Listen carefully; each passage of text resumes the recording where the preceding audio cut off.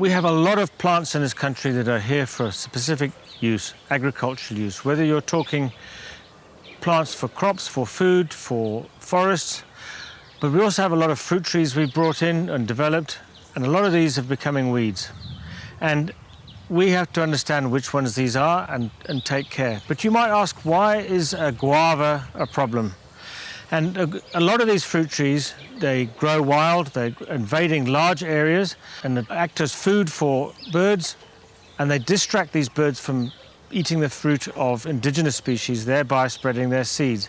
Possibly the guava is the worst one. That is definitely a very serious invader in parts of Zululand. It's grown as a crop still, but it grows everywhere. And the farmers nearby have a huge problem with fruit fly because these guavas now act as a host for fruit fly. So they spend a lot of money trying to keep fruit fly out of their commercial crops, not just guavas, but all the citrus and other crops. The mulberry, it is currently category 3 being ones that shouldn't be replanted, proposed to be upgraded to category 2 in the new NEMBA regulations, category 2 being you can only plant it with a permit. But mulberry, as we've seen on this visit to KZN, is growing wild everywhere. It is still nice to have in the garden sometimes because the fruit are very tasty, and the people who grow silkworms use it as food, but it is becoming seriously invasive.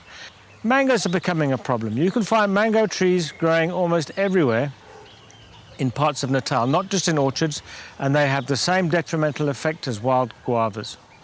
So there are quite a lot of fruit trees and trees for other purposes, crop purposes. The Leucaena plant was proposed to be grown extensively in parts of Zululand.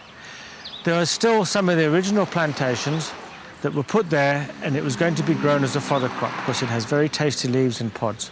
But now it is a very widespread weed around Durban and parts of Natal. It is a serious problem. It wasn't planted commercially, but it's too late. It's out.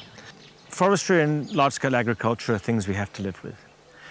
South Africa has about 1.4 million hectares of commercial forestry plantations, and those are things we have to learn to live with. They are well regulated, they're well maintained. Up to 1972, they could be planted without a permit. Since then, permits have been required, and we've probably reached about saturation point. They do use a lot of water, but we need the income generated by wood as a resource. A lot of people consider wattle also useful for firewood and other purposes, but commercial plantations have to be limited. And we now have a problem. The big forestry companies are very responsible. They can't plant close to waterways, they look after it, but at the edge of their plantation, that's really where their responsibility finishes. So we have to be very careful with a lot of these plants that we bring in for agricultural purposes, whether it's fruit or for crops or for forestry. We have to keep our eyes open for them.